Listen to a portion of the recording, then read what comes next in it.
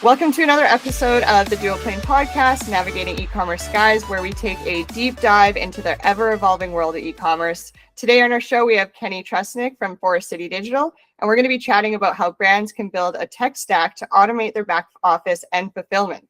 Kenny has over 10 years of experience building digital marketing and e-commerce teams at companies like Toyota and Sherwin Williams, and he has a passion for bringing marketing and technology together to create an amazing customer experience. In 2020, he started Forest City Digital with the focus on creating results-driven marketing for e-commerce businesses. And Forest City's mission is to support regional and upcoming e-commerce retailers so they can connect with people and compete with larger brands. Welcome, Kenny. It's really exciting to have you here today. I'm excited too. I appreciate you having me on, Mandy. We've always had some really great conversations. Hopefully we can create some good value for everybody listening. Yeah, definitely. So where I kind of want to start this conversation is as the founder of Forest City Digital, I want to start with a bit of a background on what led you to starting your own marketing agency. You know, how did you get to this point? What makes you excited about it? Why the name Forest City Digital? Pretty much anything that you think would be interesting for people to know. Yeah, so I don't know. Forest City is a name that has always resonated with me. I'm from Cleveland, Ohio. That was Cleveland's first nickname back in like the 1800s. So if you ever walk through or look up Cleveland, there are tons and tons of businesses that are named Forest City. Forest City Realty, there's a shuffleboard bar. I mean, you name it. There's a ton of Forest City businesses, but there's no marketing agencies or anything named after it. And it's just a name that stuck with me. And it gives me a little tie back to home, which is always fun. I really got my stumble into e-commerce. I stumbled into it at Toyota. I started as a digital marketing intern, and I really got the opportunity when I did some great work I got asked to join a new e-commerce team over at their headquarters, and I'm like, yeah, that sounds like a lot of fun. Let's give it a try. Join an e-com team at Toyota. That sounds fun. And lo and behold, I got involved with some very complex projects and technologies early on, getting involved in marketplace technologies and all sorts of different things. B2B e-commerce especially was a big piece of our, a big value prop to what we did. And so I stumbled into it. And, when my wife and I decided to move back home to Cleveland, we were starting a family. My network back home in Cleveland, they knew of the types of experiences I was going to have at Toyota, and they started asking me questions. Those questions really led into like consulting and some freelance and side gig work. And that was really the birth of Forest City Digital back in 2020. And I started about 2 months before the pandemic hit. And I was also working at Sherwin Williams at the time, and the pandemic hit, and everything e-commerce just exploded from that point forward. And, I think at that point in time, between my experience that I've already had, and some of the things that we were doing and what the pandemic did, it showed me the way, really. And I followed where the path led, and it's something that's always been a passion of mine. And so here we are today, 3.5 years in. We've got a number of e-commerce based clients. We really focus and love working with those small $1 to $10 million businesses that are really scaling, and they're ready to take that next step into formalizing their marketing plan. And so we almost see ourselves as an extension of their own team, which is really amazing because it makes you really care about the client, and I care about the client's success.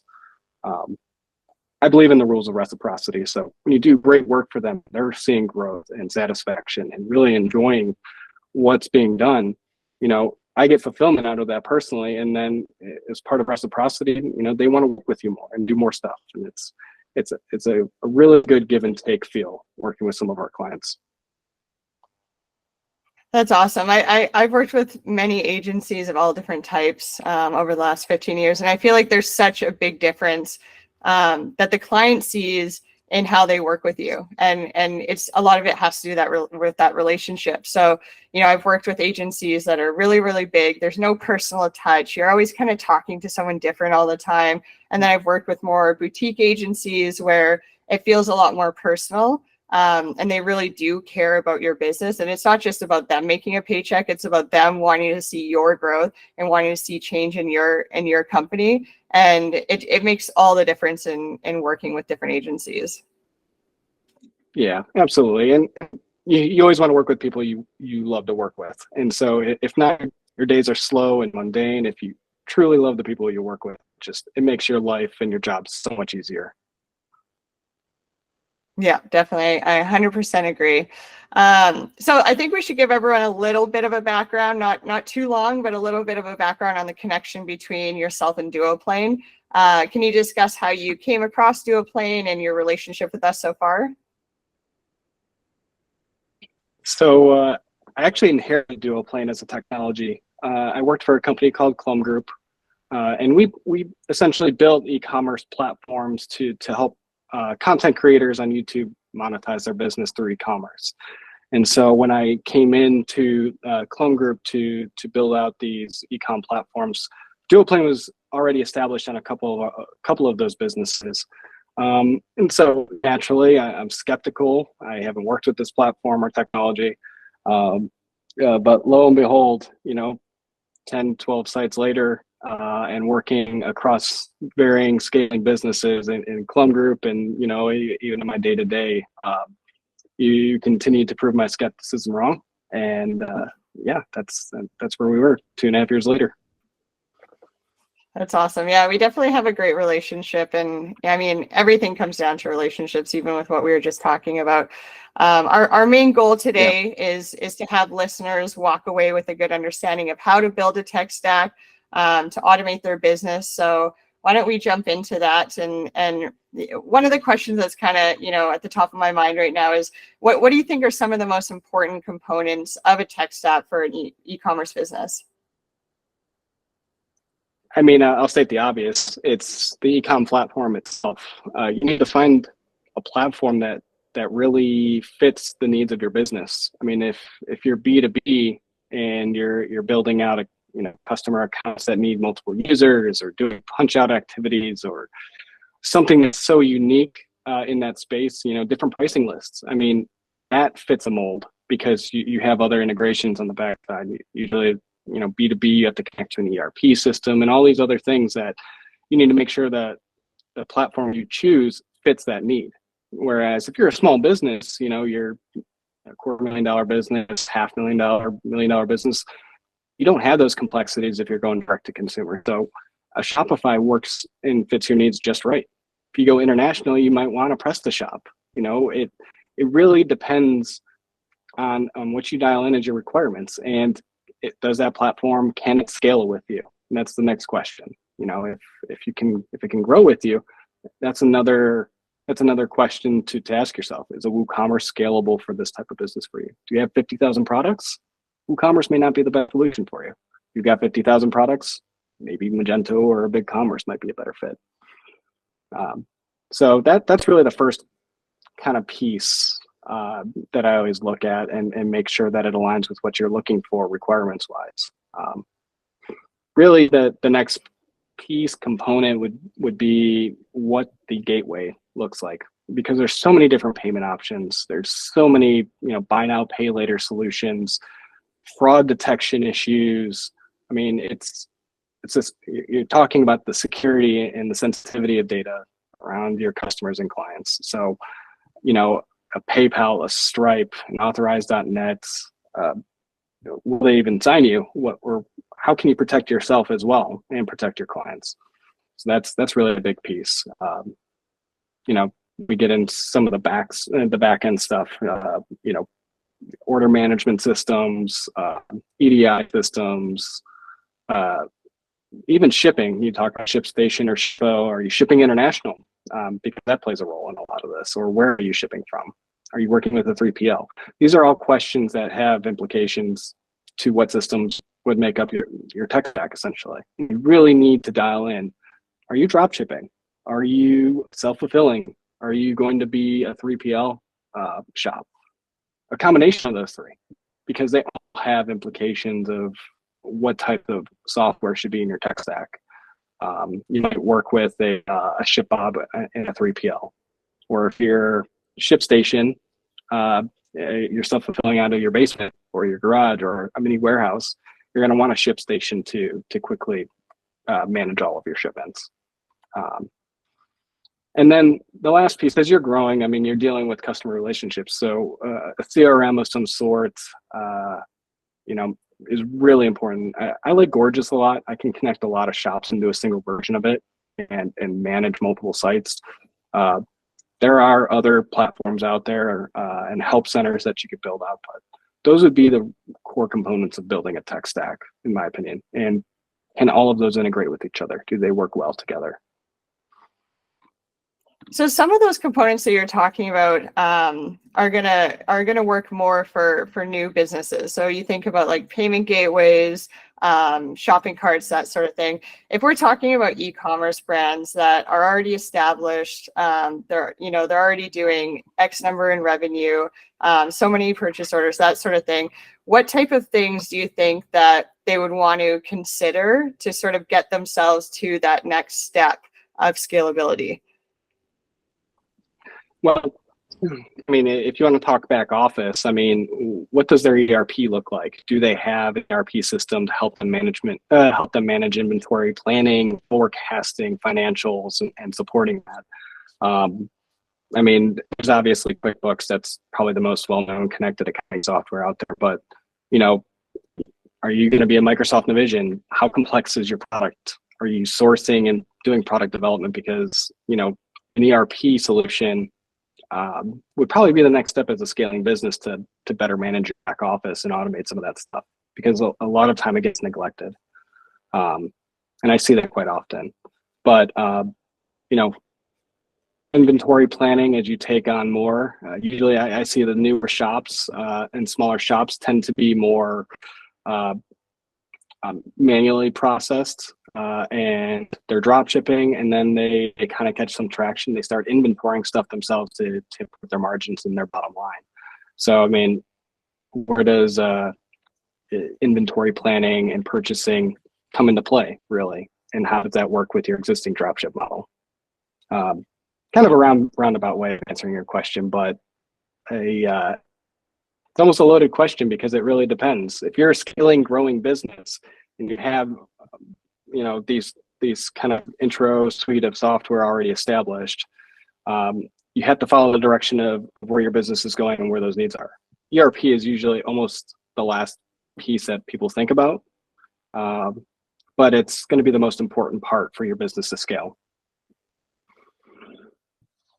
So if we're to think of like, let's try to give listeners some sort of like checklist almost to walk away with. You know, this is what I'm thinking in my head right now, is if we're thinking of different ways to build out your tech stack, how would we categorize that? Like you would have inventory, you'd have customer relationships, marketing, you know, there's a whole bunch of different types of things, but if you were to kind of list at the top of your head, like 5 to 10 of the most important categories of, you know, building your tech stack and taking those categories and starting to sort of like do a bit of a research and a bit of a dive onto the different, you know, SaaS apps that would work for you and that sort of thing, what would those 5 to 10 categories be?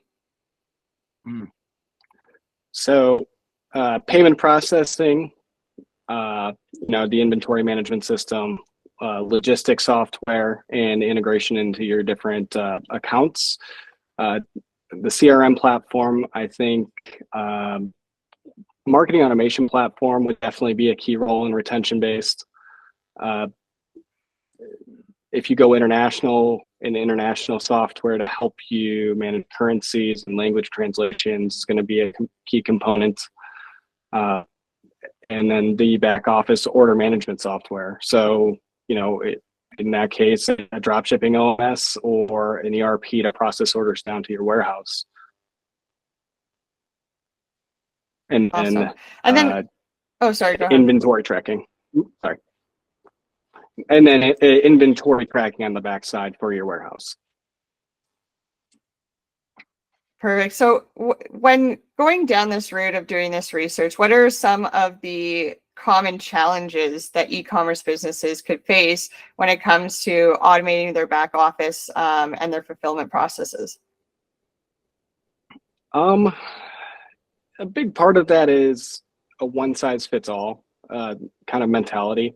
I think people have this misconception that there are software that are specific for a very specific use case or an industry.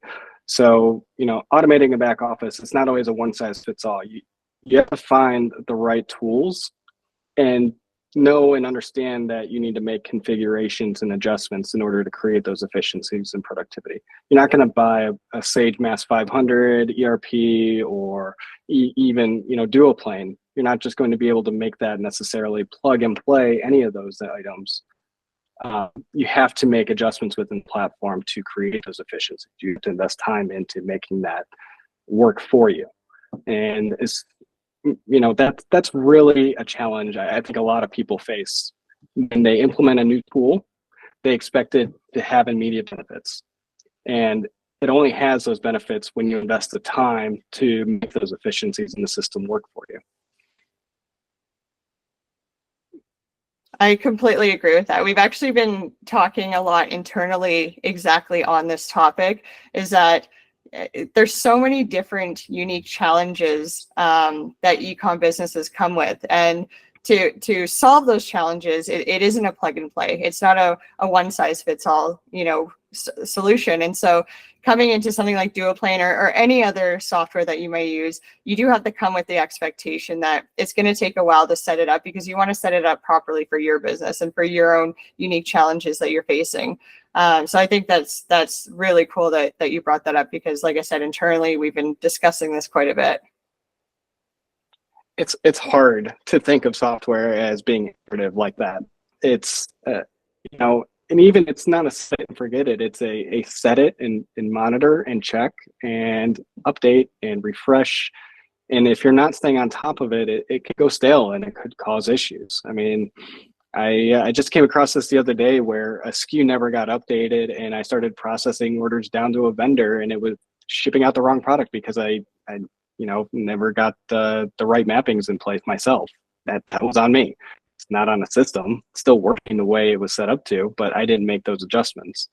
And it's a hard concept to wrap your head around. But as soon as you see that tool as something to build on, not as a tool to abdicate responsibility, so to speak, it makes it more powerful to you, because you can really make it work for you. Definitely. And on the other spectrum of setting it and forgetting it, there's also those people that have a hard time trusting software. So, they've made the decision, okay, now's the time that I need to automate something in my business. They get an app, maybe they're even paying for it. But they go in every single day and they're still doing everything quite manually. So what sort of, advice or tips would you give to someone who is in that situation where they're like, oh, I feel super uncomfortable, letting this software do what it's supposed to do, because I'm so used to doing this manually. I'm so used to knowing exactly what's going on with every single order, having that control. Like what type of advice would you give to be able to kind of let up that control and know that you can put the trust in that software? I think I used to deal with this. The Toyota and the whole material handling industry is generally older, so I used to deal with this type of conversation all the time. And it comes back to what's your time worth too. I think first and foremost, you're spending all of this time doing something that could be so simply done with technology, and you could be spending a half a day. What's that half day worth for you, for your company, for your people? That's what you want the message to get across. What's the value of having those 4 hours back, or somebody on your team doing it manually, right? And what's their time worth? What else could they be doing that could be a value add to your company? Part of it's a money game. Like, I don't want to pay for the software and then invest time. Well, what's that software and time worth over a 6-month period or a 12-month period? And technology's come such a long way. It's so ready to be configured and easily set up. You can go through, and it's almost like a checkbox sometimes. You kind of run down the list and get it set up, and it's set up, and you just have to monitor and make adjustments. You shouldn't be spending time on mundane menial tasks when you have technology at your disposal like that. That's really that's what it comes down to.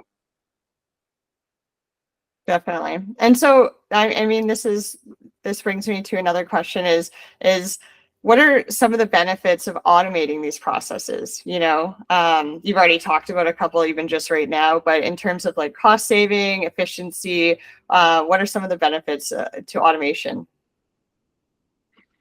I mean, you remove the human error of it as well. I mean, just as much a system could err, a human can err just as much, if not more, without checks and balances. And so the reduced amount of errors and manual intervention creates those efficiencies and cost savings over time. If you do it right and you can scale the business on it, I mean, that also saves on overhead for the cost saving sides. But I mean, with that comes, some trade-offs. I mean, we have some potential trade-offs with, maybe a personalized touch working with vendors or something like that. You can add some personalization as part of that, which has become very prevalent. You got tools like Klaviyo and the ability to pull in, feature snippets for even like vendor POs getting sent out. You can add snippets saying, attention to, Billy Bob Joe or whoever. And you can add those personal touches, but sometimes you do lose a little bit of that human contact as part of the process. That makes it feel it could feel stale, so to speak. Yeah, we discuss this all the time at Duoplane. Like automation obviously makes your day-to-day easier, but one of our main values is personalization, empathy, those types of things, which is really hard to get through with automation. And so we really believe in trying to have that personalization and having a personal connection with each customer that either writes in, whether it's sales, support, onboarding, sort of any section of the company. We really try to have that. And I do think that there's parts of a business that you can automate while you still do somewhat manually. You know what I mean? Like when it comes to support, for example, a customer writes in and they're like, hey, I'm having an issue with, that I'm having a problem and I need some help. And we're not going to have a robot that's going to respond and say like, we will get back to you in 24 hours, which a lot of times happens. And that's actually something we've cut out at Duoplane, is that it's always a person responding. Even if we don't have the answer right away, it's going to be a live person saying, hey, I've read exactly what you've written into us. We're looking over it right now. We're going to get back to you as soon as possible, just so that they know they're being taken care of. And so what can e-commerce brands do to essentially do the same thing, make sure that they're taking care of their customers, keeping that retention high, keeping their customers super loyal, but balancing that automation so that they're able to scale and they're able to grow? It's really starting in identifying, it's not the right term, but the minimum viable products, starting with the basics and automating the stuff that may not even have many touch points with vendors or customers. I think starting at a basis, if you're really uncomfortable with automation and streamlining your tech stack and making that big boom or big push towards the technology side, start small. You don't have to snap your fingers and have like a dark warehouse or automated live chat with a robot or an AI solution. You don't need to have that. Start small and do what you feel comfortable with. At the end of the day, like I'll use Duoplane as an example. I don't want, it's not a promotion of Duoplane, but one of the key components for our sake was we need a way to send 800 orders a month. And I'm not going to sit here and be able to create a manual PO to send to all these vendors or log into their portal. It's not scalable. It's not feasible for one person. And if you hire a whole team, then the value's not there if you're paying overhead for 3 or 4 people to process that. It's understanding the nuances in your business and what can be easily automated, and then maintain those personal touches and those relationship aspects of your business. And if you get comfortable with it, you can take that leap. But there's always going to be that human touch or relationship that takes you to that next level as an e-commerce brand. So would you say there's different tiers of importance when it comes to building out your tech stack? Like Like when you think about your back end, your fulfillment, are those things that you should maybe start with automating prior to things that need more of, that touch customers a lot more frequently and need more of that personalized touch? The back office is definitely in my opinion, the most important aspect. It's something that's whether it's order processing, payments, paying vendors, if you can't take some of those mundane tasks out of it as a small business, you're not going to scale and be profitable. That's really that's the crux of it. So finding ways, usually in the back office where there's less personalization outside of maybe vendor relations, a lot of that can go untouched on a day-to-day basis with monitoring. Whereas, somebody that is more on the customer service side, you may want to put that added value as a small business to bring on 1 or 2 customer service reps that are on call at all times to answer those questions, to answer the phones, and make it feel like somebody's there in your corner. And that's really, small business is no longer just brick and mortar, and it's moving away from brick and mortar. You're seeing the small business transition into the e-commerce space very, very quickly, and it has been for years, but it's exploded since the pandemic hit.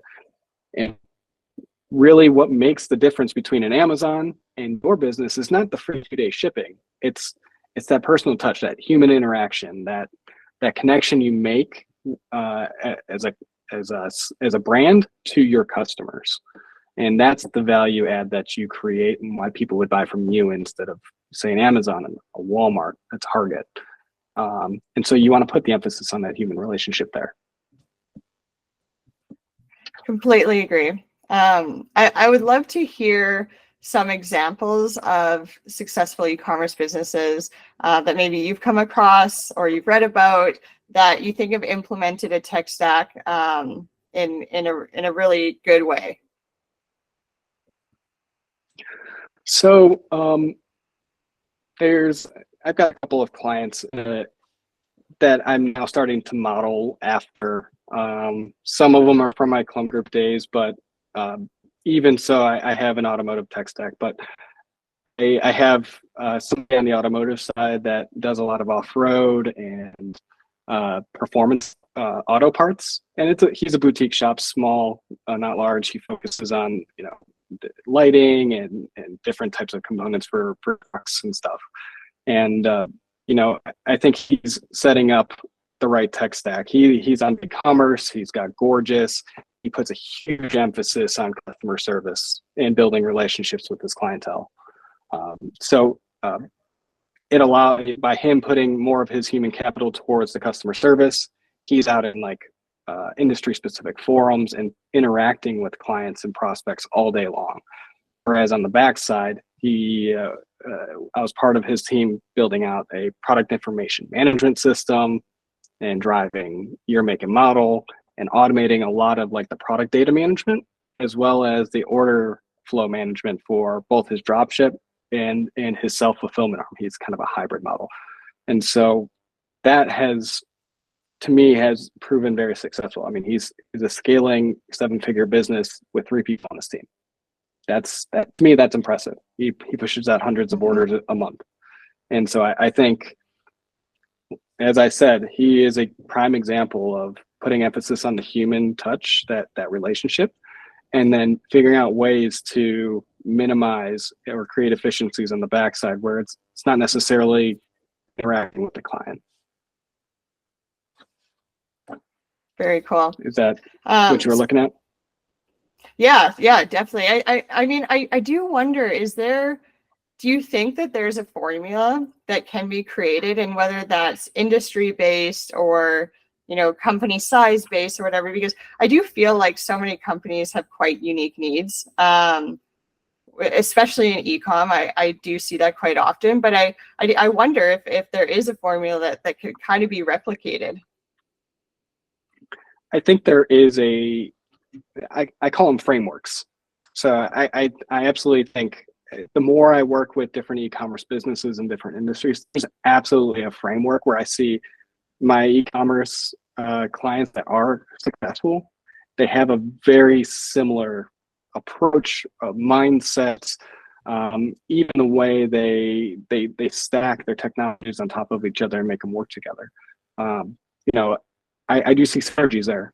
I mean, I'm not going to say a pet store is going to be the same as an off-road automotive shop, but it's there are definitely some synergies in how they approach that client-facing relationship versus what they do to scale their operational aspects. Are there any other examples that you could give of that for listeners today, of just like what you have seen that has proven successful versus what, maybe I'm sure you've come across companies too where you're like, oh, that's definitely not working. They probably shouldn't be doing that way. This is negatively affecting their business because of ABC. Yeah, I've come across, and these are clients I won't typically take on. Like if you're, is it Sprocket, some of the, overload type of shops, that's kind of like a cop out way. And, I think, there's nothing to it. There's no meat, there's no branding, there's no, I think, I'm trying to think of words for it. These pre-built connectors that allow you to add products to your catalog. There's no curation involved. There's no offering tied. There's no niche that they're targeting. That's a formula for failure, in my opinion. That's trying to make a quick win and make a quick buck, when in reality, you're not really catering to an audience that resonates. I've got another client in the perfume space, and a very small shop, but they do direct to consumer. And I think a big aspect of what makes them successful is they know their niche. They're a high-end luxury brand that doesn't sell high volumes. That's not who they are, but they sell the status of their product. And it's such a simple approach where they have an automation. They have a small warehouse. It's pick, pack, and shipped all over the world. Sometimes simple is better. But to that point, they put the emphasis on status. They do customer service. They answer every call, every comment on social. Like it's actually them doing it. It's not some VA or anybody trying to drive that home. Don't know if that answers your question, but it definitely does. And this is what we see too. Like in some of our most successful clients, it's very similar to exactly what you're expressing. Is we see them having a niche. Generally, it's something they're somewhat passionate about, and maybe it's because they love rock climbing. So now they're selling products for outdoors. There's generally some sort of connection like that. But even beyond that, we see them putting a lot of emphasis on their customer support and their customers' happiness, and then automating these back-end processes that are just too manual and taking up too much of their time, and that's why they're using Duoplane. But very, very similar to what you see is what we see in very successful e-com businesses. Yeah, I can't state it enough. I hate the notion that people say e-commerce is easy. Buy Shopify for $30 a month, connect Oberlo, and add a bunch of products and watch it sell. I can't stress it enough. That doesn't work. There's nothing about that works. It's not that easy. If you're starting an e-commerce business, it's a business. Treat it like one. Find your audience, find your niche, find the brands that resonate with them. Bring them into the fold. I mean, this is all part of the process, and it may not cost a fortune, but it costs a lot of your time, and that's what people need to understand. It's not add a couple of apps, add some products, buy a theme, and make it pretty. It's there are business implications that you need to consider, and it drives me nuts when I come across people and they say, "Oh yeah, e-commerce is easy." No, it's not. What have you? Come on. Yeah, definitely. I mean, like anything, hard work, right? What are some Absolutely. of the biggest takeaways that you want brands to hear today when they're thinking about their tech stack? I think the biggest takeaway is when you set up your tech stack, it needs to scale and grow with you. At the end of the day, that's at the very beginning. I had mentioned finding even the right e-commerce platform depends on what you want to do. it's finding the right technologies that meet your needs, making sure that they're set up and working properly. At the end of the day, no tool is going to be plug and play. You need to put some work into it to make it work for you. But to make sure you have a successful and sustainable tech stack that can scale with you, do your due diligence, find the right tools and research, and make sure it makes sense for your business. Don't buy something because it's cheap or because somebody recommended it to you. Do your homework. It'll pay dividends for you in the long run. Definitely, I agree. Well, thank you so much for joining us today. It was a pleasure to speak to you and talk about tech stacks, and I think that all of the listeners today are definitely going to learn something. Likewise. Appreciate it, Mandy. You can find Kenny and more information at forestcitydigital.net. And as always, you can check out Duoplane at duoplane.com. You can find us and subscribe wherever you listen to your podcast, and we will catch you next time on the Duoplane Podcast.